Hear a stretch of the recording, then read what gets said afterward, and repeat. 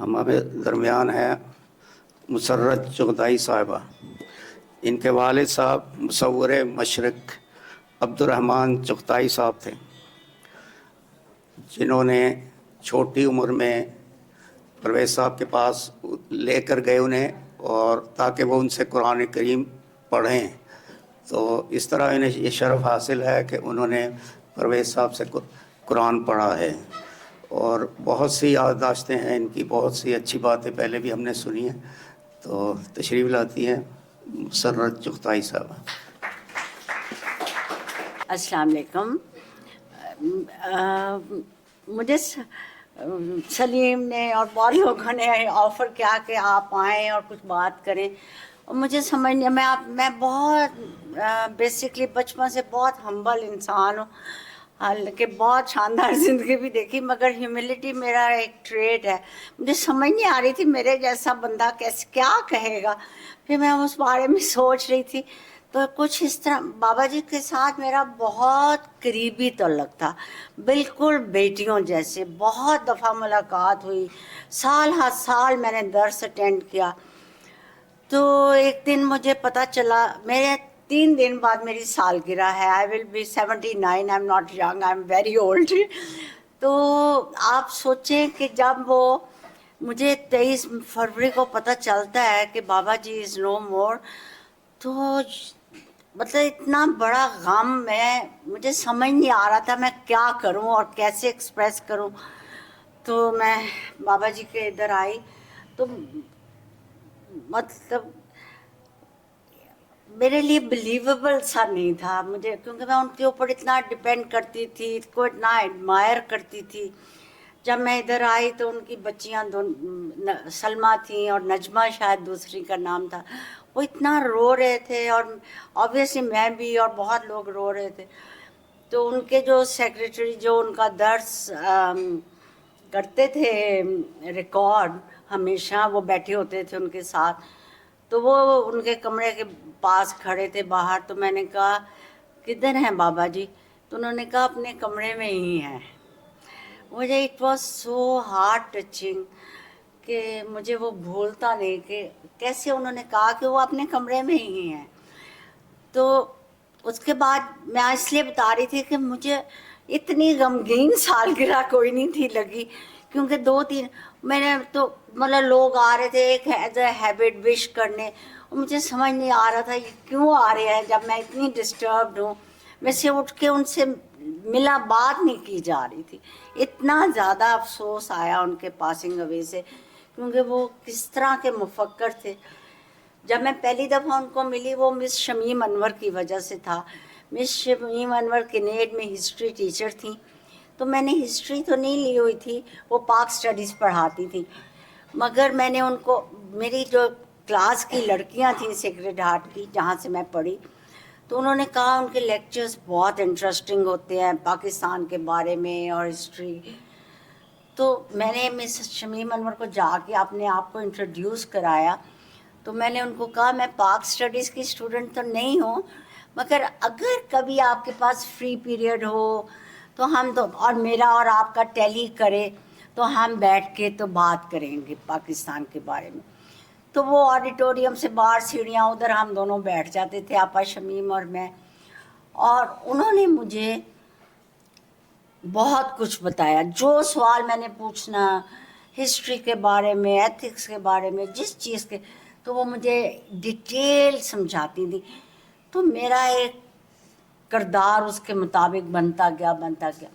پھر ایک دن انہوں نے کہا کہ میں آپ ساری کلاس کو جو چاہے ہم ایک گروپ بنا کے تو پرویز صاحب کو ملنے جائیں گے. تو میں نے کہا میں نے بھی جانا ہے.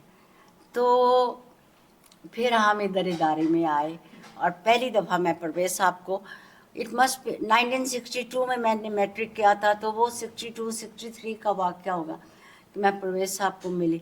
اس کے بعد میں نے درس میں آنا شروع کر دیا. میں پھر ایم اے پاس کرنے کے بعد اسکول ٹیچر بن گئی، تو ویک میں پڑھاتی تھی، تو سنڈے کو میں درس پہ آتی تھی ادھر ان کے پاس. اتنا، اور ذرا سی چھوٹی موٹی جو بات ہونی میں نے ان سے پوچھنا کہ یہ ایسے کیوں ہے، تو انہوں نے اتنے اچھی طرح سمجھانا. तो वो क्लैरिटी ऑफ माइंड एक उनकी वजह से बन गई।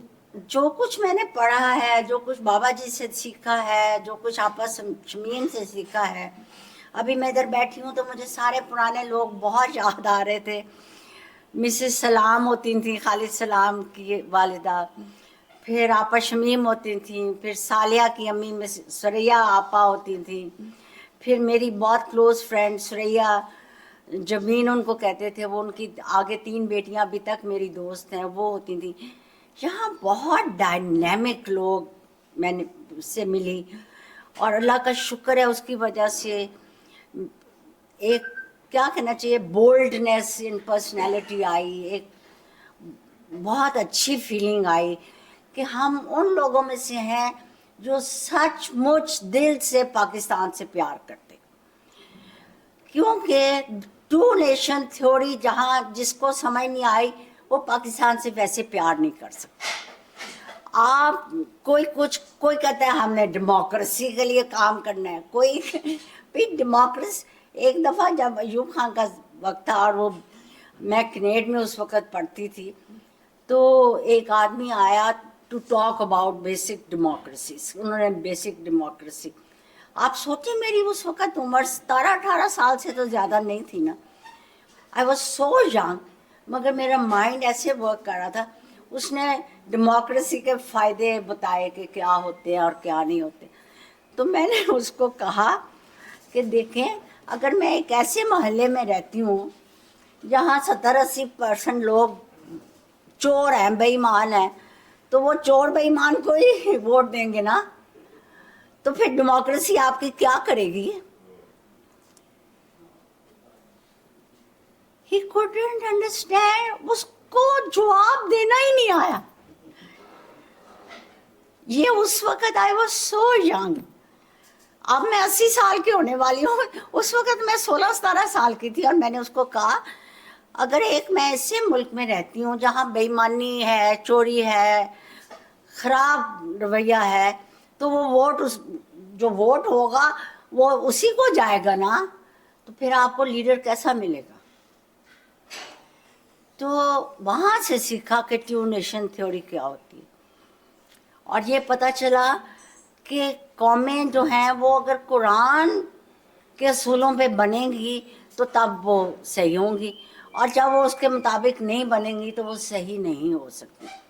और हमारे बनाने वालों ने, कायदे आज़म ने, इकबाल ने, उन्होंने तो ये समझ लिया था और मुल्क बना दिया, मगर हमें अभी तक सही तरह समझ नहीं आई। And that is the reason कि हम हर जगह कितने ज़्यादा जलील हो रहे, क्योंकि हमें समझ ही नहीं आती कि पॉलिटिकल कानून और कुरानी कानून और ज़ाती कानून सब एक जगह से आते हैं, वो अल्लाह से आते हैं जिसने किताब कुरान में दे दी।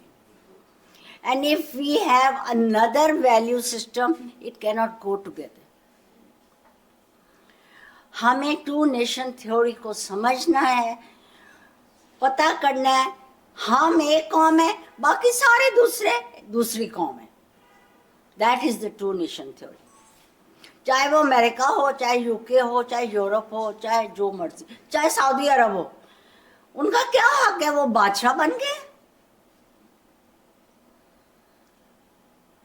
हम तो सब मुसलमान हैं, आप, मैं, ये वो सब एक हैं।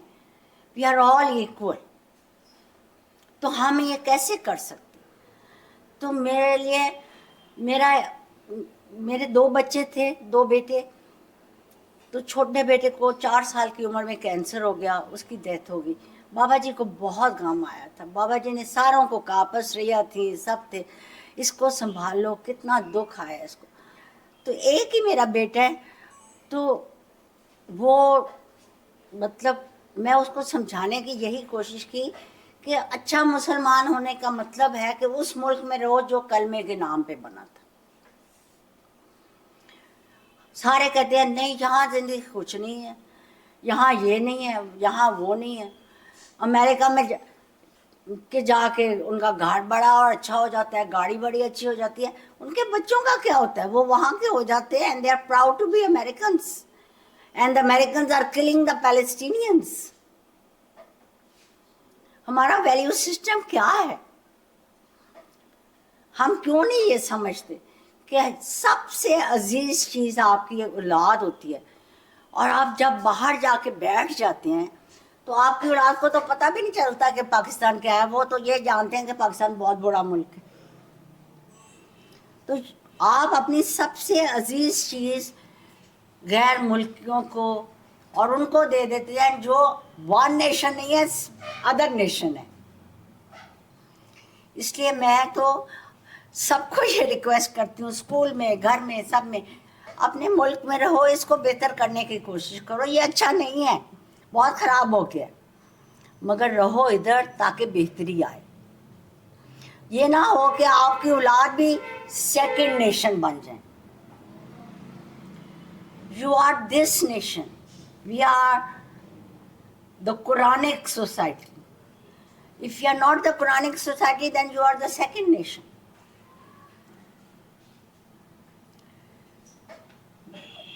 बाबा जी की इतनी बातें याद आती हैं।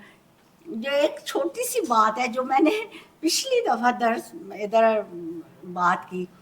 मैं इधर से शायद मेन गुलबर्ग की रोड है ना, एक इधर को रास्ता आता है, एक उधर को जाता है। तो मैं अपनी गाड़ी में जा रही थी तो एकदम दूसरी गाड़ी में मुझे एक शख्स नज़र आया। उसने जिना की कैप पहनी हुई थी और वो इतना मोतबर लग रहा था, और मेरे दिल में एकदम वो बड़ा, अल्लाह ये कितना इंस्पायरिंग पर्सनैलिटी है, जैसे जिना लग रहा है, जैसे जिना जा रहे हैं। तो मुझे बिल्कुल नहीं अंदाज़ा कि वो तो अपने बाबा जी थे। तो वो इमेजिन कि वो बाबा जी गाड़ी में पीछे बैठे, कोई आगे ड्राइव कर रहा था। तो मुझे झलक नज़र आई कि हमारे कायदे आज़म की क्या स्टेचर होगा, और परवेज साहब उसके साथ कितनी रिजेम्बलेंस रखते। इट वॉज इतना एक फ्लिक ऑफ अ मोमेंट, और वो बात कभी मुझे भूलती नहीं कि मैं सोच रही हूँ ये शख्स कौन हो सकता है जो इतना जिना कैप भी पहनी है और जिना जैसा लग रहा है। और वो कौन थे? वो बाबा जी थे। He is the most inspiring person I have ever met. ना वाकफों में, ना रिश्तेदारों में, ना दोस्तों में, ना फैमिली में कोई ऐसा है ही नहीं जैसा बाबा जी थे। Extremely wonderful. हमेशा प्यार मोहब्बत अपने मुल्क से, कुरान से, क्लैरिटी ऑफ थॉट। मतलब कहीं पर आपको धोखा नहीं मिल सकता, कोई फ्रेब नहीं है, कोई चक्कर नहीं है, सिर्फ, और अपनी ज़ात के लिए कुछ भी नहीं है, सिर्फ promotion of his values and the Quran. तो अल्लाह का शुक्र है, मैंने पूरी कोशिश की है कि अपनी ज़िंदगी में, मतलब मैंने कुछ चीज़ें सोचा कि मैं बच्चों को पढ़ाऊँगी, ख़ास तौर लड़कियों को पढ़ाऊँगी, तो कुछ तो उनके ऊपर असर होगा, कुछ तो अपने मुल्क के साथ प्यार होगा, जो कुछ मैं कहूँगी। तो वो मैं अभी भी कर रही हूँ इस उम्र में, जबकि लोग 65 पे रिटायर करते हैं। I am still working in a school and trying to tell the girls कि पाकिस्तान का वैल्यू क्या है। टीचर्स को भी बताती। हर कोई कहता है चलो बाहर चले, ज़िंदगी बेहतर करें। यहाँ क्या पड़ा हुआ है? यहाँ तक कि जो उबर वाला ड्राइवर मैं लूँगी ना, तो वो भी यही कहेगा कि चलो बाहर चलते हैं। यहाँ कुछ नहीं पड़ा हुआ। मैंने कहा यहाँ ही तो है सारा कुछ, यहीं तो एक इस्लामी मुल्क है, यहीं तो तुम्हारे माँ बाप हैं, यहीं तो तुम्हारा कल्चर है, यहीं तो तुम्हारी औलाद है। तो बाहर जाके तुमने क्या लेना है? मेरी एक कोलीग थी लकास में, तब पढ़ाती थी, तो उनका खामद जो था, एक बेटा था अपनी माँ का, तो वो कहती है, वो मेरा खामद हर वक्त कहता है चलो बाहर चलते हैं। तो ऐसी भी दुनिया में हैं लोग। तो कहती है, मैंने उसको कहा बाहर जाओगे तुम्हारा घर बड़ा हो जाएगा, तुम्हारी गाड़ी भी बड़ी हो जाएगी, और जो तुम्हारी माँ इधर है उसका क्या बनेगा? So we have to think of values beyond what we can see immediately. جو مجھے نظر آ رہا ہے وہ ہی نہیں ہوتا, اس سے بیونڈ بھی بہت کچھ ہوتا ہے کہ آپ کی اولاد ایک اسلامی قرآنی معاشرے میں پلے, وہ پاکستان میں ممکن ہے نا. اور جب قائد اعظم نے کہا no power on earth can undo Pakistan, تو میں اس سے بلیو کرتی ہوں کہ کل سوچیں امریکہ یا انڈیا یا جو بھی پاکستان کو ختم کر دیتے ہیں, تو پاکستان ایک زمین تو نہیں ہے, پاکستان تو ایک آئیڈیا ہے. آپا شمیم نے کہا تھا یہ آئیڈیا اگر جہاں نہ کامیاب ہوا, اللہ نہ کرے ایسے ہو, تو یہ کہیں اور بڑھائے گا. No power on earth can undo Pakistan, no power on earth can undo Pakistan. یہ ہمارا ملک ہے. اور جیسے وہ ٹو نیشن تھیوری سمجھنا کتنا ضروری ہے.